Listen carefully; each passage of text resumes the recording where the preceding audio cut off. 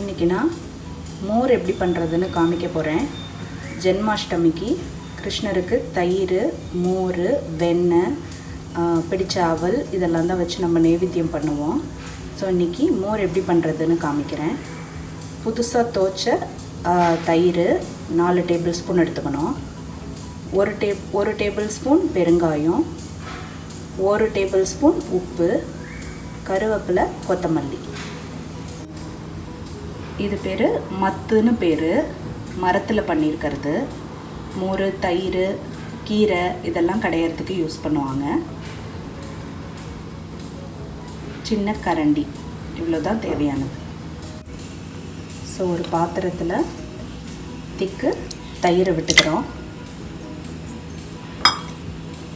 அடுத்தது சால்ட்டு உங்களுக்கு தேவையான அளவு போட்டுக்கோங்க. அடுத்தது பெருங்காயம் போட்டு இந்த மத்தால் ஒரு தடவை நல்லா கடைஞ்சிக்கலாம்.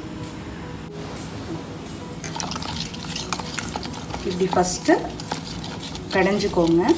அடுத்தது இப்படி கையால் பண்ணிக்கோங்க. ஸோ இந்த உப்பு, பெருங்காயம் எல்லாம் நல்லா மிக்ஸ் ஆகிக்கும். இப்போ இதோட 1.5 டம்ளர் வாட்டர் மிக்ஸ் பண்ணிக்கலாம்.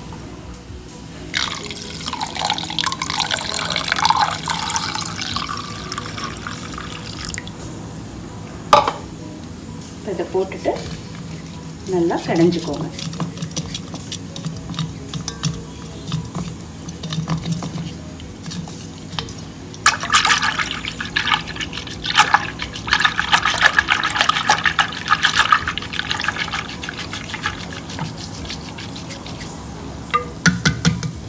நாலு டேபிள் ஸ்பூன் தயிருக்கு 1.5 டம்ளர் வாட்டர் விட்டுருக்கேன். அடுத்தது மேலே கொத்தமல்லி தழை, கருவேப்பிலை அதை போட்டு ஒரு தடவை திரும்பவும் அப்படி கிளறி விட்டுக்கோங்க. ஸோ அந்த கருவேப்பிலை கொத்தமல்லியோட வாசனை எசன்ஸு நல்லா இறங்கும் அதில்.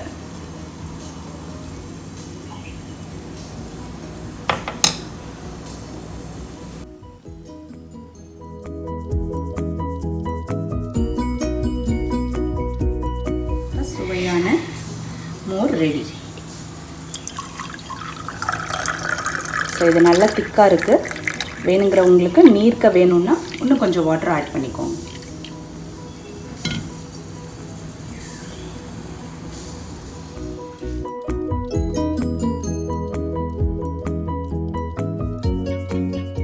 வெயில் காலத்தில் ஃப்ரிட்ஜில் வச்சும் நீங்கள் ஜில்லுன்னு சர்வ் பண்ணிக்கலாம். நிறைய பேருக்கு மோர் பண்ணுறது எப்படின்னு தெரிஞ்சிருக்கும்.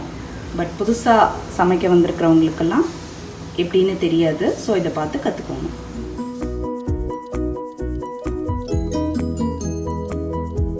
இந்தியன்ஸுக்கெலாம் அந்த காலத்துலேருந்து இதுதான் நல்ல குளிர்பானம், அதாவது கூல் ட்ரிங்க்ஸு. கெமிக்கல் இல்லாமல் அவங்கவுங்க வீட்டிலையே தயார் பண்ணி மத்தியானம்லாம் குடிப்பாங்க. ஸோ நீங்களும் இதை ட்ரை பண்ணி பாருங்கள். குழந்தைங்களுக்கும் நம்ம கொடுக்கலாம். அவங்க வீட்டுக்கு கெஸ்ட் வந்தாங்கன்னா ஃப்ரிட்ஜில் வச்சு இதை ஜில்லுன்னு சர்வ் பண்ணலாம்.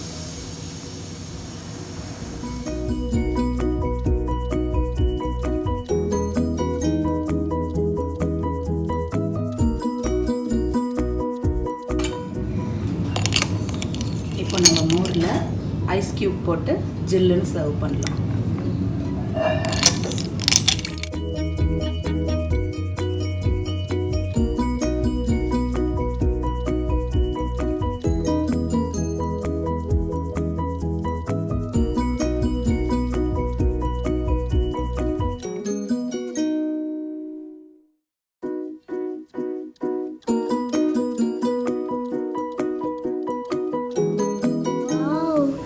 சுவையான மோர் ரெடி.